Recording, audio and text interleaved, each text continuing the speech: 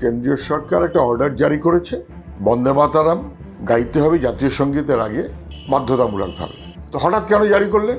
এবং শুধু তাই না, রবীন্দ্রনাথ যে স্তবকগুলো নিয়ে ভিন্ন মত পোষণ করেছিলেন, রবীন্দ্রনাথের মত তার কোনো মূল্য নেই, তার চাইতে বেশি বোঝেন অমিত শাহ।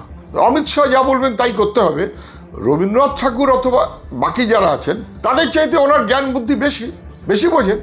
হঠাৎ কেন করলো? যে বিজেপি অথবা আরএসএস এর অংশীদার যারা ভারতের স্বাধীনতা সংগ্রামে অংশ নেয়নি, ভারতের জাতীয় পতাকাকে মান্যতা দেয়নি, জাতীয় সঙ্গীতকে কোনোদিন মান্যতা দেয়নি, হঠাৎ তারা নতুন নতুন কথা বলতে শুরু করেছেন কেন? এবং কেন বন্দে মাতরম?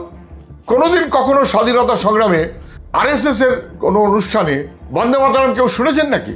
না, কখনো করেননি।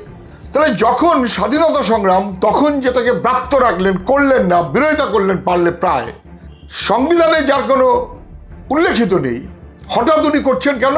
ভিন্নতর কোনো রাজনৈতিক মনোভাবে, এটা দেশের জন্য নয়, মানুষের জন্য নয়, সংবিধানের প্রতি মর্যাদা দেওয়ার জন্য নয়। আর জাতীয় সঙ্গীত একটা হয়, একাধিক হয় না। জাতীয় সঙ্গীত, তার আগে একটা হাফ জাতীয় সঙ্গীত বন্দে মাতরম, পশ্চিমবাংলা হলে তার আগে আবার হাফ রাজ্য সঙ্গীত। একটা সবাই বুঝতে পারছেন যে রাজনৈতিক মনোভাবে চলছে, স্বাধীনতা সংগ্রামের মনোভাবে, তার ঐতিহ্যে, তার ধারাবাহিকতায়, সংবিধান তার মান্যতায় দিল্লির সরকার চলছে না, পরিষ্কার। চিংড়িঘাটাতে মেট্রো, সেই কাজ শেষমেশ হাইকোর্টকে বলতে হচ্ছে, এটা খুব দুর্ভাগ্য। যেটা সরকারের করা কথা, পশ্চিমবঙ্গ মানুষ, তাদের প্রয়োজন, মেট্রো পরিষেবাটা যদি এক্সটেন্ডেড হয়, যদি চিংড়িঘাটাতে কাজটা কমপ্লিট হয়, তাতে রাজ্যের মানুষের সুবিধে।